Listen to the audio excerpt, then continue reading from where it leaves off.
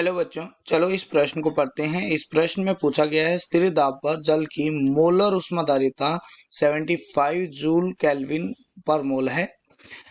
जब 1 kilo joule ऊष्मा 100 ग्राम जल में प्रवाहित की जाती है तब जल का ताप कितना बढ़ जाता है, ये बताना है। तो सबसे पहले हम इस प्रश्न की मुख्य अवधारणा को सीखते हैं।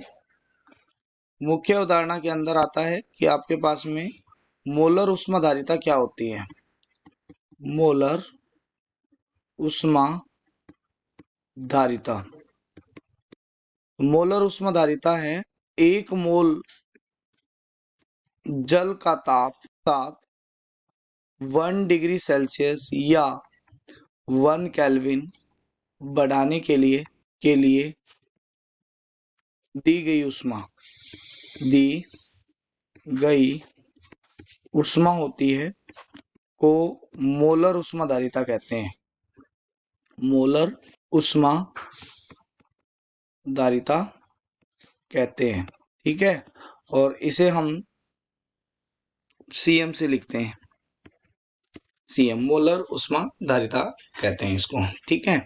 और हमें अगर इसका पता चले तो क्यों होता है वो, अगर ये देखा जाए तो NCM डेल्टा T के बराबर होता है। और यहाँ पर आपको जो दिया गया है वो जल की मोलर ऊष्माधारिता दी गई है।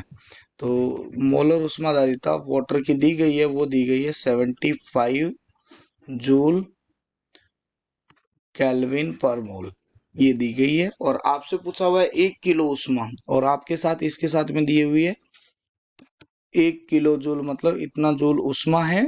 और अगर मैं मोल पानी के निकालना चाहूँ तो 100 ग्राम दिया गया है, डिवाइड बाय 18 कर देंगे तो मोल आ जाएगा पानी के 5.55, ठीक है। तो जब ये सारी जो वैल्यू है वो इसके अंदर पुट करते हैं तो हमारे पास डेल्टा टी आ जाएगा, इतना तापमान बढ़ जाएगा, ठीक है। तो यहाँ पर आ जाएगा 1000 इक्वल टू 5.55 इंटू CM दिया हुआ है आपके पास में 75 इंटू डेल्टा टी।